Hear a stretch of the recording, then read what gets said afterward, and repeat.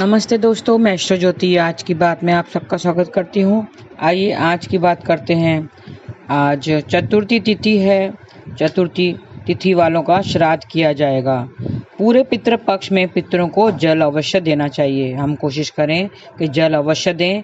जल में तिल और सफ़ेद पुष्प डालकर अंगूठे के सहारे गिराएं और अपनी 3 पीढ़ियों को जल अर्पित करें। अपने 3 पीढ़ियों का नाम लेकर जल अर्पित करें तो उनका भी भला होगा। नाना नानी पिता माँ को जल अर्पित जरूर करना चाहिए। आज चतुर्थी तिथि वालों का श्राद्ध किया जाएगा तो आप कीजिए, जल अर्पित कीजिए। और अंत में मैं थोड़ा श्राद्ध के बारे में विस्तार से बताऊंगी। और आज संकष्टी श्री गणेश चतुर्थी व्रत है। दोनों पक्षों की चतुर्थी को भगवान गणेश की पूजा का विधान है। आज कृष्ण पक्ष की चतुर्थी है तो संकष्टी श्री गणेश चतुर्थी का व्रत किया जाएगा। भगवान गणेश बुद्धि, समृद्धि और सौभाग्य को देने वाले हैं। श्री गणेश की उपासना शीघ्र फलदायी मानी जाती है। तो आज श्री गणेश की पूजा आराधना कीजिए और थोड़े से उपाय मैं बता देती हूँ, वो जरूर कीजिए। इस व्रत से जीवन में समस्याओं का समाधान होता है। संकष्टी, संकष्ट को नष्ट करने वाली संकष्टी श्री गणेश तिथि है। आज चतुर्थी, गणेश चतुर्थी मनाई जाती है। व्रत का पारण चंद्रमा को अर्घ्य देने के बाद किया जाता है। दोनों हाथों में लाल फूल लेकर गणेश भगवान को अर्पित करें और मंत्र जाप करें। गण गणपते नमः, ऐसा मंत्र का जाप करना है। उसमें परिवार में सुख शांति बढ़ेगी। लाल फूल अर्पित करना है। अपने बच्चों के हाथों से मंदिर में तिल का दान करवाएं आज, तो बच्चों की तरक्की निश्चय होगी। गणेश जी का आशीर्वाद भी प्राप्त करें। गणेश जी को रौली और चंदन का तिलक लगाएं तो सभी इच्छाओं की पूर्ति होगी। और वक्रतुंड महाकाय सूर्यकोटि समप्रभ निर्विघ्न कुरुम देव सर्व कार्येषु सर्वदा, ऐसा आपको मंत्र का जाप करना है तो सभी इच्छाओं की पूर्ति होगी। 8 मुखी रुद्राक्ष का विविध पूर्वक गले में धारण करें तो नौकरी में अच्छा पद मिलेगा। बूंदी के लड्डू का भगवान को भोग लगाएं तो सारी परेशानियां दूर होगी। छोटी कन्याओं को भी बांटें और खुद भी लें और आशीर्वाद लें, भगवान का आशीर्वाद लें। पूजा के समय एक हल्दी की गांठ कलावे से बांध लें।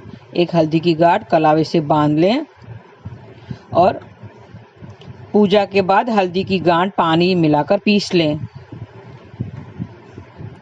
तिल गुड़ के लड्डू बनाएं। पूजा करके लड्डुओं का भोग लगाएं। वो हल्दी पीसी हुई उसका मस्तक पर तिलक लगाएं गणेश जी को, और खुद भी अपने मस्तक पर तिलक लगाएं तो सारी परेशानियां दूर हो जाएगी। और तिल गुड़ के लड्डू का भोग भी लगाना है। लड्डू प्रसाद के रूप में परिवार को बांटें। पान के पत्ते में मध्यम में रौली से स्वास्तिक बनाएं तो आपका स्वास्थ्य उत्तम रहेगा। गणेश जी को अर्पित करें और ओम गण गणपते नमः का जाप करते रहें। और उनको लड्डुओं का, मोदक का भोग भी लगाना है। मोदक उनको खूब प्रिय है गणेश जी को, तो मोदक का भी भोग लगाएं। उनके सामने घी का दीपक भी जलाना है। गणेश भगवान को 1 कपूर और 6 लवंग की आहुति दें तो कार्य क्षेत्र में सफलता अवश्य मिलेगी। कलवा लेकर गणेश भगवान के चरणों में रखें और घर के मंदिर में सफ़ेद रंग के गणपति स्थापित करें और वो कलवा फिर अपने हाथ में बांध दें तो कार्य क्षेत्र में सफलता अवश्य मिलेगी। और पूजा करके संकट नाशक गणेश स्तोत्र का पाठ जरूर करें। संकट नाशक गणेश स्तोत्र का पाठ आता है, यूट्यूब में आपको आसानी से मिल जाएगा। वो सुने या आपको कर भी सकते हैं तो नकारात्मक ऊर्जा सब दूर हो जाएगी। और आज तिल का दान करना है। श्री गणेशाय नमः बोलते हुए तिल अर्पित करें। ये छोटे से उपाय हैं जो आपको करने से सारी परेशानियां दूर हो जाएगी और आपको सफलता अवश्य मिलेगी। तो ये थी आज की बातें। और अब आइए कृष्ण कथा में श्राद्ध के बारे में हम जान लेते हैं। हम श्राद्ध क्यों करते हैं? पितरों की भलाई के लिए हम श्राद्ध करते हैं।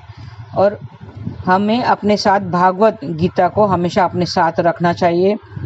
अर्जुन ने अपनी कमान कृष्ण को सौंप दी थी, इसके लिए उनकी जीत निश्चित थी। जब कृष्ण अपने साथ है तो फिर डर किसका? हरि नाम से बढ़कर कोई यज्ञ नहीं होता है।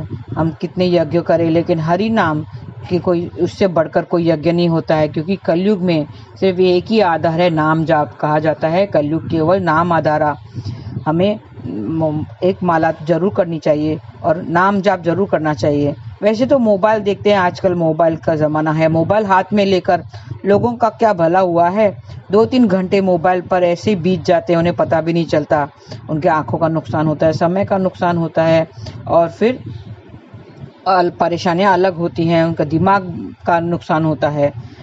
उससे क्या किसी का भला हुआ है? वो तभी उसके हाथ नहीं दुखते हैं। लेकिन अगर माला करने को बोलो, एक माला करने को बोलो, तो हाथों में दर्द होने लगता है। कहते हैं प्रभु जी हाथ थक जाता है। 10 मिनट ही काफ़ी है, 10 मिनट में एक माला हो जाती है। तो आप अगर रोज 10 मिनट निकाल के माला करेंगे तो सबका भला हो जाएगा। अपने अभी पितृ पक्ष जो चल रहा है, ये जो 16 दिनों का पितृ पक्ष है, उसमें सबका भला कीजिए आप और पितरों का भला करो। वैसे तो माला जाप से, नाम जाप से ये पितरों का भला हो जाएगा। कैसे नाम जाप करना है? हरे कृष्णा कृष्ण कृष्ण हरे हरे, हरे राम राम राम हरे हरे। ऐसा नाम जाप करेंगे तो आपका भी भला होगा और पितरों का भी भला होगा।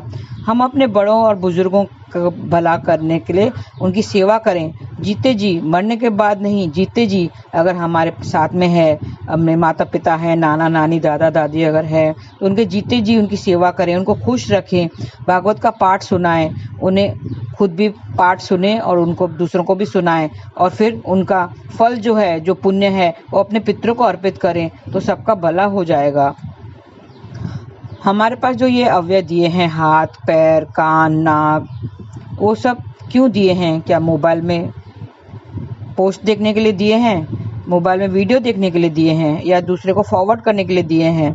नहीं, इसके लिए नहीं दिए हैं। इसका आँखों से अगर प्रभु के दर्शन हो जाए, और कानों से भागवत पुराण कथा सुनी जाए, हाथों से माला जाप किया जाए, और पैरों से दरबार में या मंदिर में चला जाए, जाके कीर्तन करे, भजन करे, और मुख से कीर्तन भजन करना है, प्रभु नाम लेना है, तो इससे बड़ा पुण्य आपको और क्या मिलेगा? तो अच्छे कर्म कीजिए। अब पितृपक्ष चालू है, तो उसमें तो सारे जो पार्ट्स हैं, अवयव हैं, वो भगवान को अर्पित कर दीजिए, उनके कार्य में लगा दीजिए, तो आपको पुण्य जरूर मिलेगा और अंत में मोक्ष जरूर मिलेगा। तो भागवत नाम आपकी आत्मा का इंश्योरेंस है। क्या है?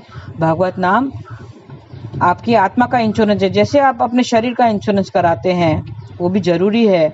वो आपके मरने के बाद अपने बीवी बच्चों को और पीछे जो रह गए हैं उनके सुरक्षित रखने के लिए आप करते हैं ना। इंश्योरेंस क्यों किया जाता है? वो क्योंकि उनका पैसा, सपोज आपने 1 करोड़ का इंश्योरेंस किया, तो आपके मरने के बाद वो 1 करोड़ आपके परिवार को, आपके जो पीछे जो रह गए हैं, उनको, उनका भला हो और उनको सुरक्षित रहे, सेफ रहे, उनको मिलेगा पैसा, 1 करोड़ उनको मिलेगा।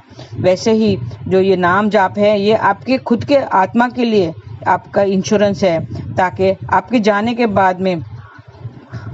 के बाद आपकी आत्मा का भला होगा, और वो मरने के बाद आत्मा सुरक्षित रहती है। तो अपना भला कीजिए। जैसे आपने इंश्योरेंस किया है, वैसे ही नाम जाप भी कीजिए, क्योंकि नाम जाप ही आपके आत्मा का इंश्योरेंस होता है। तो अगर आपने हॉस्पिटल में हैं अगर, और 5 दिन आपको अगर हॉस्पिटल में बिताना पड़े, तो चीखते हैं, चिल्लाते हैं, परेशान हो जाते हैं। खुद तो परेशान होते ही हैं, सारे घर वालों को परेशान कर देते हैं, सबको। तो अंतिम पीड़ा तो सबको होती है, वो तो सबको आती ही है अंतिम पीड़ा। जो अंत जो समय होता है सबका बुरा होता है, लेकिन इन सब से कैसे पार निकलेंगे? सबको वो भुगतना ही पड़ता है। लेकिन भला किसका होता है? भजन करने वालों का ही भला होता है, नाम स्मरण करने वालों का भला होता है। उन्हें अंतिम पीड़ा इतनी नहीं होती है, उनको सहन नहीं करनी पड़ती है। क्यों?